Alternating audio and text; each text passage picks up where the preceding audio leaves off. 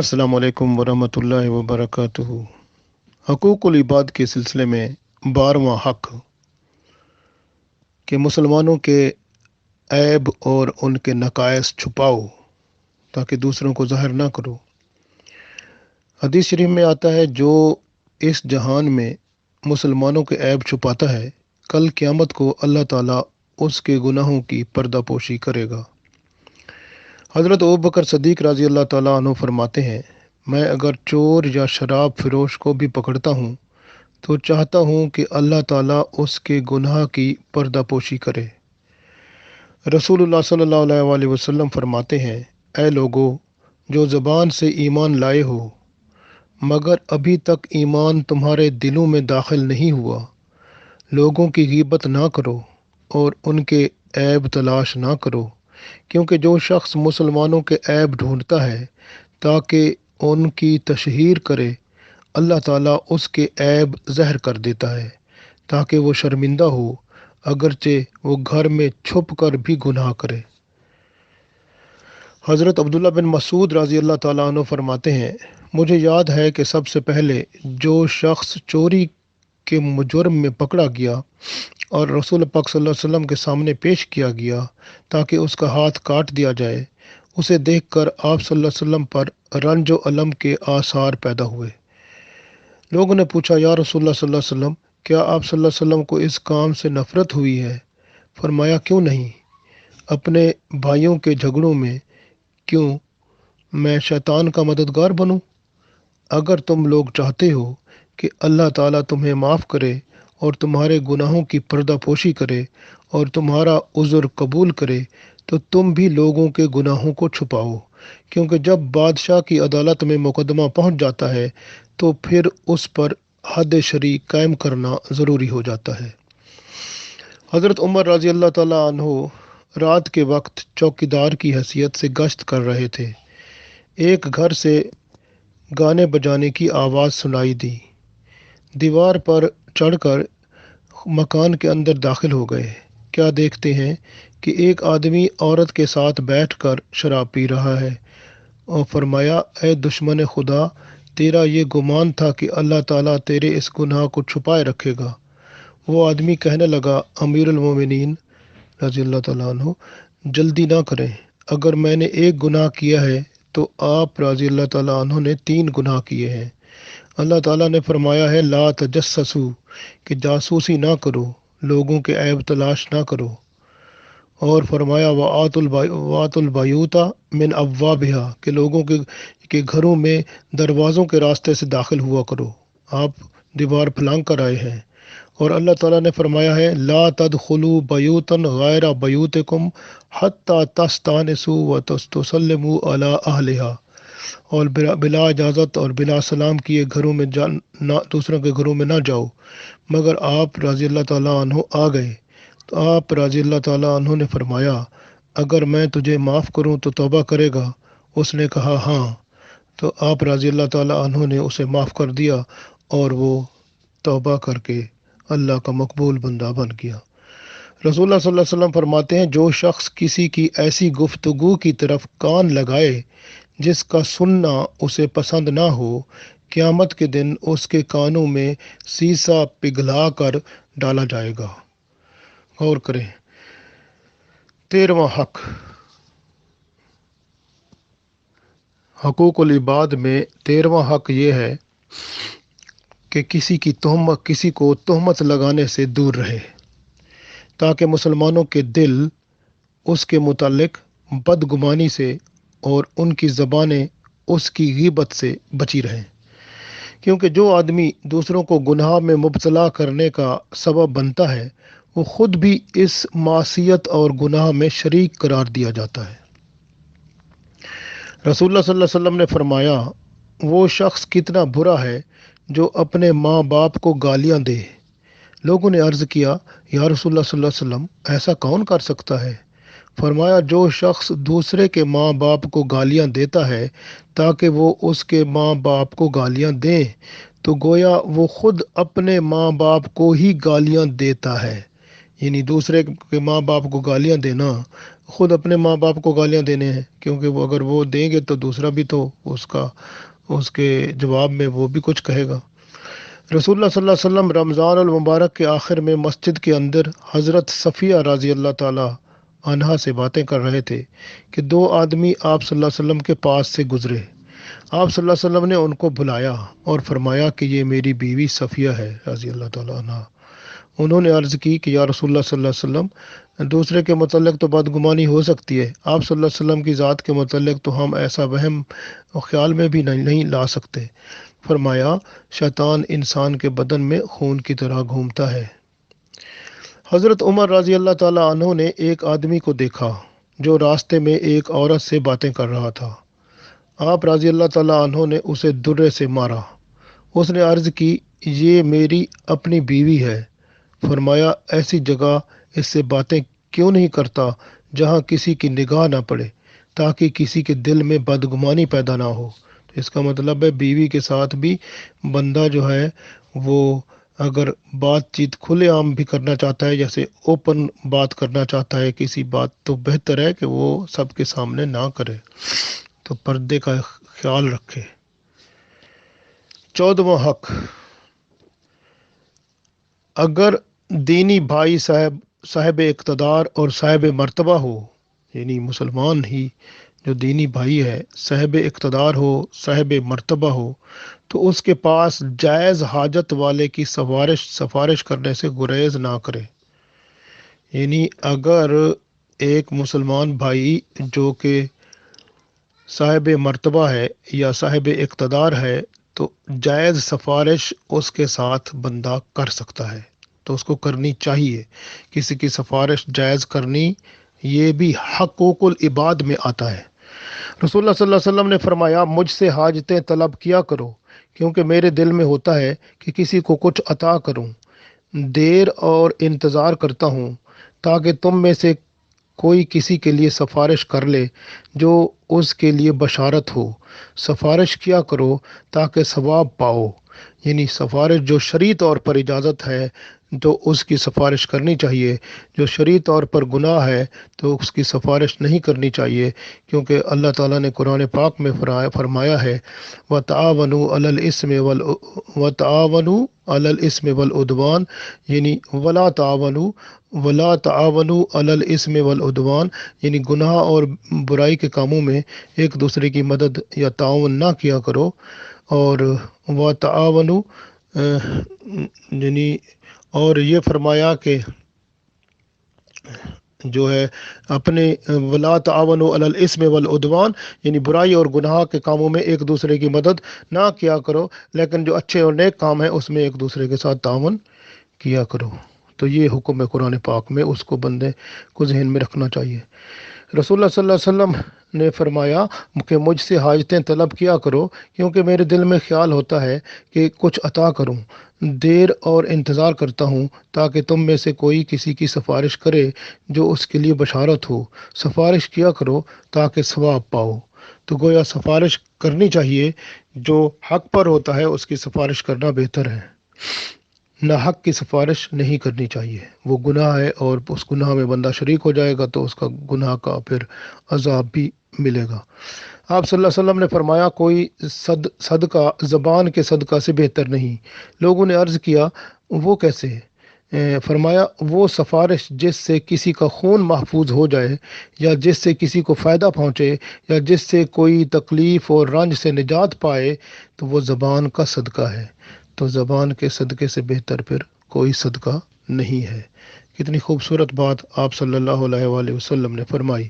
15واں حق جو حقوق العباد میں ہے وہ یہ ہے کہ جب کسی مسلمان کے بارے میں سنے کہ کوئی اس کی شان میں زبان درازی کرتا ہے یا اس کا مال اٹھا لے جانا چاہتا ہے، تو اس کی غیر موجودگی میں اس کی طرف سے جواب دینے میں اس کا نائب بن جائے اور اس پر ظلم کرنے سے روکے۔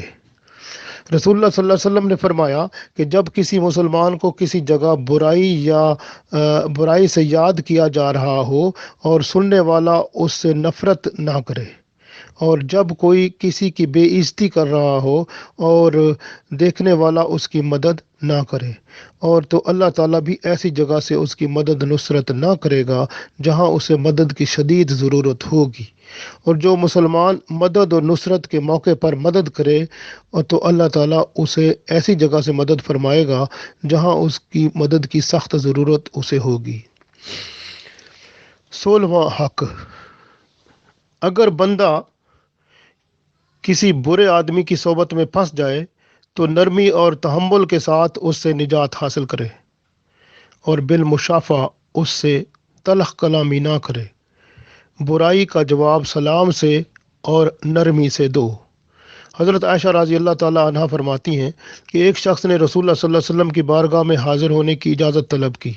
آپ صلی اللہ علیہ وسلم نے فرمایا، اس شخص کو اندر آنے دو، یہ اپنی قوم میں بدترین شخص ہے۔ جب وہ آدمی اندر آ گیا تو آپ صلی اللہ علیہ وسلم نے اس کی اتنی آؤ بھگت کی کہ مجھے گمان ہوا کہ حضور پاک صلی اللہ علیہ وسلم کی نگاہ میں یہ شخص بڑے مرتبے والا ہے۔ جب وہ شخص اٹھ کر چلا گیا تو میں نے عرض کیا، یا رسول اللہ صلی اللہ علیہ وسلم، آپ صلی اللہ علیہ وسلم نے خود ہی فرمایا تھا کہ یہ بہت برا آدمی ہے، پھر آپ صلی اللہ علیہ وسلم نے اس کی اتنی آؤ بھگت کیوں کی؟ آپ صلی اللہ علیہ وسلم نے فرمایا، اے عائشہ رضی اللہ تعالیٰ عنہا، اللہ تعالیٰ کے نزدیک قیامت کے روز بدترین انسان وہ ہوگا جس کے شر کے ڈر سے لوگ اس کی آؤ بھگت کریں۔ تو گویا یہ ایسا ہے کہ شر کے ڈر سے اس کی آؤ بھگت کی جائے تو وہ سب سے بدترین انسان ہے، یعنی جو بندہ یہ چاہتا ہے کہ لوگ اگر اس کی آؤ بھگت نہیں کریں گے تو وہ فساد پیدا کر دے گا، تو ایسا بندہ قیامت میں بدترین انسان ہوگا۔ جو شخص بدگو لوگوں کی بدخوئی سے بچنے کے لیے اپنی حفاظت کرتا ہے، یہ بھی اس کی طرف سے صدقہ میں شمار ہوگا۔ حضرت ابو دردہ رضی اللہ تعالیٰ عنہ فرماتے ہیں، بہت سے لوگ ایسے ہوتے ہیں کہ لوگ ان کے منہ پر تو ہنستے ہیں مگر دل میں ان پر لعنت کرتے ہیں۔ دیکھ لیں۔ 17واں حق، درویشوں کے ساتھ بندہ محبت کرے۔ درویش کا مطلب ہے وہ جو اللہ والے ہوتے ہیں، نیک بندے ہوتے ہیں اور جن کا گزارات بھی مشکل ہوتا ہے، تو درویشوں کے ساتھ محبت، تعلق اور دوستی رکھیں اور دولت مندوں کی مجلس سے پرہیز کریں۔ رسول اللہ صلی اللہ علیہ وسلم نے فرمایا، مردوں کے ساتھ مجلس نہ کرو۔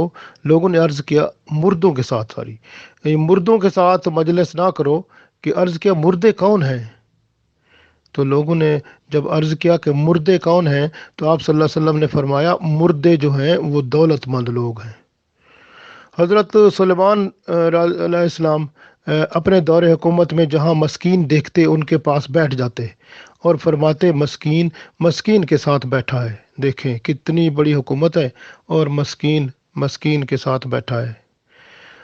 اللہ تعالیٰ کی رحمت ہے، اس طرح سے اتنے بڑے رحمت والے ہیں۔ کہتے ہیں، اسی بات میں مجھے یاد آیا کہ حضرت قیامت والے دن یہ جو بڑے بڑے بادشاہ اور صدر اور وزیر اعظم ہوتے ہیں، قیامت والے دن اللہ تعالیٰ جب ان سے پوچھے گا کہ آپ کو ہم نے اتنا ٹائم دیا تھا، اتنی حکومت بھی دی تھی، سب کچھ دیا تھا، پھر بھی تم لوگوں نے نہ میری نمازیں 5 وقت کی پڑھی، نہ کوئی حقوق العباد ادا کیے، نہ حقوق اللہ ادا کیے، تم نے کیا کیا؟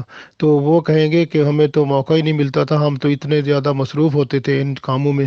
تو اس وقت حضرت سلیمان علیہ السلام کو لایا جائے گا تو فرمائیں گے اللہ تعالیٰ کہ دیکھو یہ سلیمان علیہ السلام ہے، یہ اس کی تیری حکومت تو ایک ملک میں تھی، اس کی حکومت تو کہاں کہاں تک تھی، اور اس بندے نے سب حکومت کا کام بھی یہ کرتا رہا لیکن مجھے بھی نہ بھولا، تو اس سے زیادہ حکومت والا تو نہیں تھا نا، لہٰذا پھر اس وجہ سے اس بندے کو جہنم میں داخل کیا جائے گا۔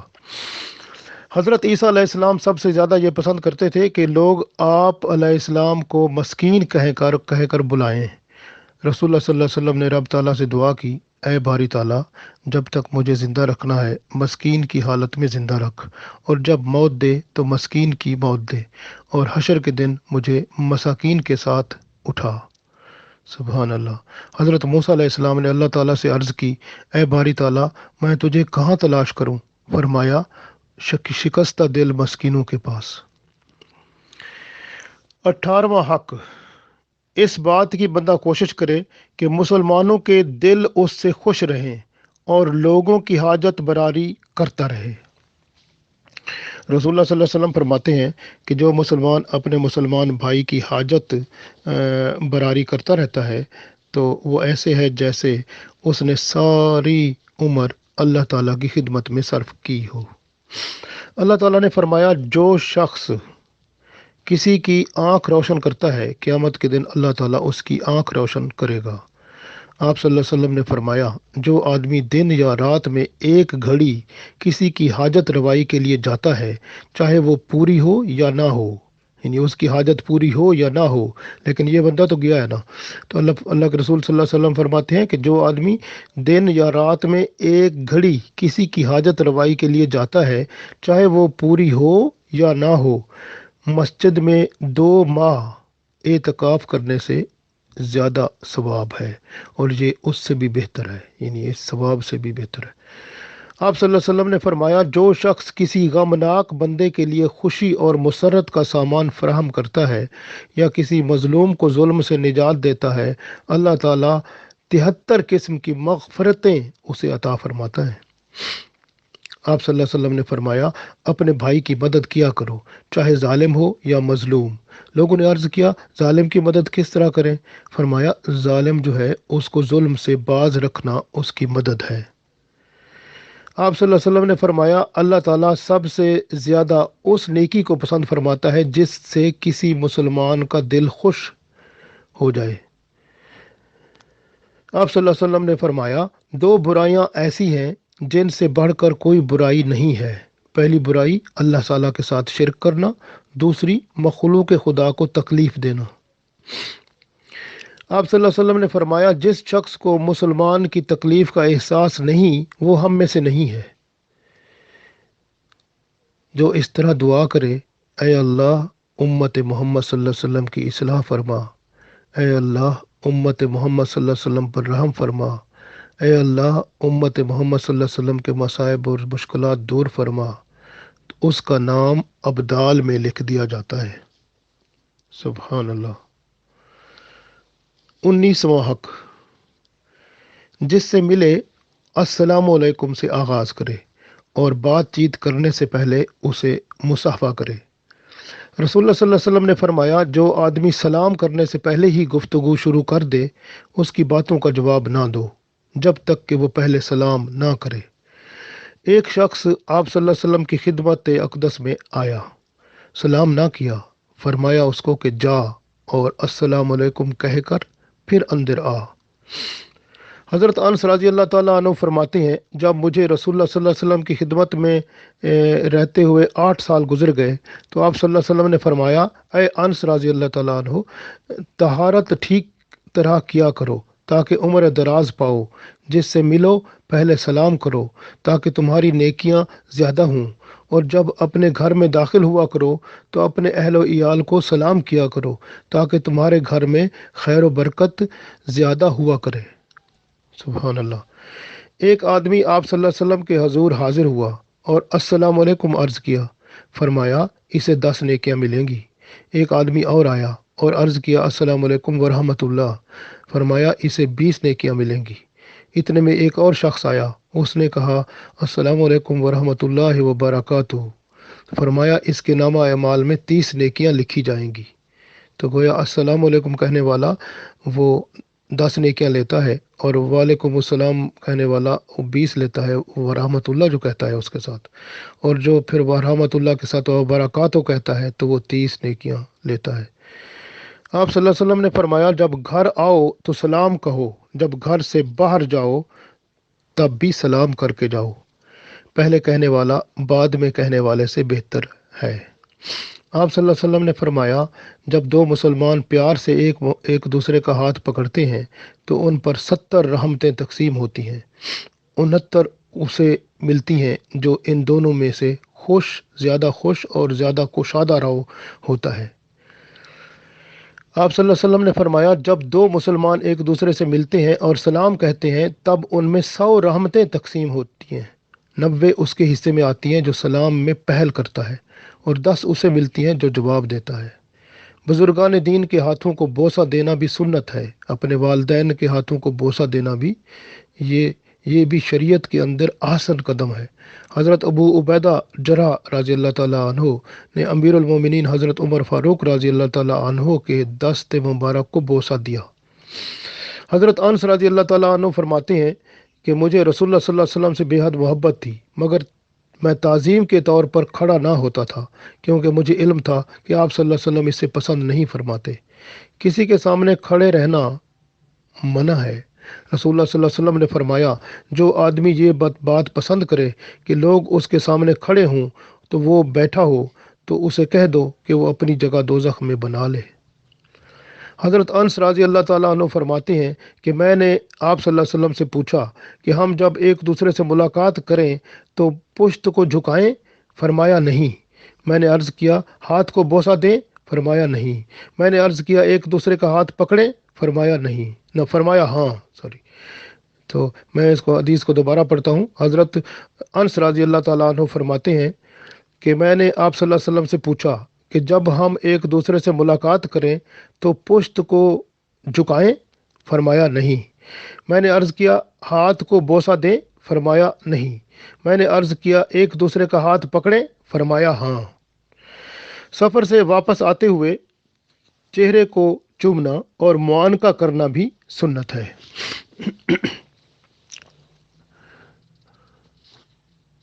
20वां हक, जब छींक आए तो अल्हम्दुलिल्लाह कहे और जो सुनने वाला हो वो यरहमुकल्लाह कहे। हज़रत अब्दुल्ला बिन अब्बास रज़ी अल्लाह ताला अन्हु फरमाते हैं कि रसूलुल्लाह सल्लल्लाहु अलैहि वसल्लम ने हमें सिखाया कि जिस शख्स को छींक आए उसे चाहिए कि अल्हम्दुलिल्लाह रब्बिल आलमीन कहे। छींकने वाला जब ये अल्फाज कहे तो सुनने वाला यरहमुकल्लाह कहे। अब छींकने वाला ये अल्फाज सुनकर यगफिर लहु वलकुम, यानी अल्लाह मेरी और तेरी मग़फ़िरत फरमाए, वो ये कह दे यगफिर लहु वलकुम। अगर छींकने वाला अल्हम्दुलिल्लाह ना कहे तो यरहमुकल्लाह का मुस्तहक नहीं है। आप सल्लल्लाहु अलैहि वसल्लम को छींक आती तो आवाज़ पस्त करते और चेहरा अनवर पर हाथ रख लेते। अगर किसी को टॉयलेट में या नहाते हुए छींक आए तो दिल में अल्हम्दुलिल्लाह कहे कि वहाँ पर ऊंची आवाज़ में अल्हम्दुलिल्लाह कहना जायज़ नहीं है। हज़रत काबुल अहबार रज़ी अल्लाह ताला अन्हु फरमाते हैं कि मूसा अलैहिस्सलाम ने अर्ज़ किया, ऐ अल्लाह, अगर तू करीब है तो मैं तुझसे राज में बात करूं, अगर तू दूर है तो बुलंद आवाज़ से पुकारूं। अल्लाह ताला ने फरमाया, जो शख्स मुझे याद करता है मैं उसका हमनशीन बन जाता हूँ। मूसा अलैहिस्सलाम ने अर्ज़ किया, ऐ अल्लाह, हम मुख्तलिफ़ हालतों में होते हैं, कभी जनाबत की हालत में, कभी टॉयलेट में। इस हालत में तुझे याद करना तेरी शान और बुज़ुर्गी के ख़िलाफ़ पाते हैं। तो अल्लाह ताला ने उस वक्त फरमाया कि जिस हाल में हो मुझे याद करता रहे और कोई हर्ज महसूस ना कर। 21वां हक, जिससे वाकफियत और आशनाई हो उसकी बीमार पुरसी करे, अगरचे दोस्त ना हो। रसूलुल्लाह सल्लल्लाहु अलैहि वसल्लम ने फरमाया, जो बीमार पुरसी करता है जब तक उसके पास बैठा होता है जन्नत के दरमियान बैठा होता है, और जब लौटता है तो 70,000 फरिश्तों को मुकर्रर किया जाता है जो रात तक उसके लिए दुआए रहमत करते रहते हैं। सुन्नत है कि बीमार की पेशानी पर हाथ रखे और उससे उसका हाल पूछे और ये पढ़े, बिस्मिल्लाहिर्रहमानिर्रहीम, ओईज़ुका बिल्लाहिल अहदुल अहदुस समदुल्लज़ी लम यलिद वलम यूलद वलम यकुल लहू कुफुवन अहद मिन शर्रि मा नजिद। अल्लाह ताला रहीम और रहमान के नाम से तेरी शिफा चाहता हूँ, तुझे खुदाए अहद के बेनियाज की पनाह में देता हूँ, जो ना किसी का बाप है और ना किसी की औलाद है और जिसकी मिसल कोई नहीं है। उसी के नाम से हम शर फसाद से, शर से निजात पाते हैं। हज़रत उस्मान रज़ी अल्लाह ताला अन्हु फरमाते हैं कि मैं बीमार था, आप सल्लल्लाहु अलैहि वसल्लम तशरीफ़ लाए और चंद बार ये फरमाया, आऊज़ु बिइज़्ज़तिल्लाहि व कुदरतिही मा शर्रि मा आजदू। मैं अल्लाह की इज़्ज़त और कुदरत के साथ पनाह लेता हूँ हर उस शर और बीमारी से जिसे मैं पाता हूँ। सुभान अल्लाह। यानी बीमार जो है उसके पास जाएं तो उसको भी दुआ दें, उसका माथा पकड़ के उसके हक में दुआ फरमाएं। जब बीमार पुरसी वाला कहे कि जब बीमार पुरसी वाला कहे किस हाल में है तो शिकायत ना करे बंदा, यानी बीमार जब होता है बंदा तो शिकायत ना करे, अल्लाह की तरफ ही रजू रखे कि अल्लाह ही उसको शिफा देगा इंशाअल्लाह। हदीस में आता है कि जब बंदा बीमार बीमार हो जाता है तो अल्लाह ताला दो फरिश्ते उस पर मुकर्रर कर देता है, ये बात देखने के लिए कि बंदा बीमारी में शुक्र करता है या शिकायत करता है। अगर बीमारी में शुक्र करता है तो कहता है अल्हम्दुलिल्लाह, तो अल्लाह ताला फरमाता है मेरा बंदा मेरे ज़िम्मे है, मैं अगर उसे मौत दूंगा तो रहमत की हालत में मौत दूंगा और जन्नत में ले जाऊंगा, और अगर सिहत व शफा अता और फिर सिहत व शिफा अगर अता करूंगा तो उसे बीमारी के तुफैल उसके गुनाह उसके बख्श दूंगा, पहले गोश्त और खून से बेहतर खून और गोश्त उसको अता करूंगा। हज़रत अली रज़ी अल्लाह ताला अन्हु फरमाते हैं जिसके पेट में दर्द हो वो अपनी औरत से उसकी मोहर की रकम लेकर शहद खरीदे और बारिश के पानी से मिलाकर खाए, अल्लाह शिफा फरमा देगा। खुदा ताला ने बारिश के पानी को मुबारक और शहद को शिफा और महर को जो मर्दों को दे दें खुशगवार फरमाया है, और जब ये तीन चीज़ें मिल जाएंगी ज़रूर शिफा होगी। सुभान अल्लाह। बीमार के लिए मुस्तहब है कि गिला शिकवा ना करे, बेसब्री ना करे और उम्मीदवार रहे कि बीमारी उसके गुनाहों का कफ़ारा बने। जब दवा इस्तेमाल करे तो दवा पर भरोसा ना करे बल्कि अल्लाह पर भरोसा करे। बीमार के पास ज़्यादा देर ना बैठें, कुछ ज़्यादा बातचीत भी ना करें, उसकी सेहत के लिए दुआ करें, अपने आप को भी बीमार ज़हर करें ताकि बीमार जो बंदा है वो कुछ सुकून पाए। बीमार पर तकने की बजाय दीवार पर नज़र डालें। जब उस बीमार के घर जाएं तो दरवाजे पर पहुंचकर अंदर दाखिल होने की इजाज़त तलब करें, तो सामने खड़े ना हों बल्कि एक तरफ खड़े हों और दरवाजे को आहिस्ता बंद करें।